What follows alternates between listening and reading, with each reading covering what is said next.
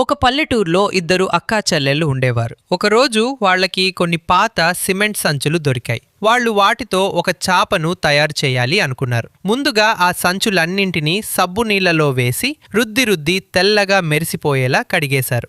ఆ తర్వాత ఆరబెట్టడానికి తీసుకెళ్లారు. సంచులన్నీ ఎండలో బాగా ఆరిపోయాక ఇంటికి తెచ్చి వాటి అంచులను కత్తెరతో చకచకా కట్ చేసి పెద్ద ముక్కలుగా విపదీశారు. ఇప్పుడు అసలైన మ్యాజిక్. పాత రంగురంగుల బట్టల ముక్కలను తీసుకుని వాటిని త్రికోణం, చతురస్రం, గుండ్రని ఆకారాల్లో ఎంతో ముచ్చటగా కట్ చేశారు. ఆ రంగురంగుల ముక్కలన్నింటినీ సిమెంట్ సంచిపై ఒక దాని పక్కన ఒకటి డిజైన్లా అమర్చారు. చూసారా ఎంత కలర్ఫుల్గా ఉందో? ఇప్పుడు సూది దారంతో ఆ ముక్కలన్నింటినీ సంచికి కలిపి కుట్టేస్తున్నారు. వావ్! పాత సిమెంట్ సంచులతో ఎంత అద్భుతమైన రంగుల చాప తయారైపోయిందో చూసారా? మీకు బజరంగబలి అంటే ఇష్టమైతే మన ఛానల్కి సబ్స్క్రైబ్ చేసి ఈ వీడియోకి లైక్ చేయండి.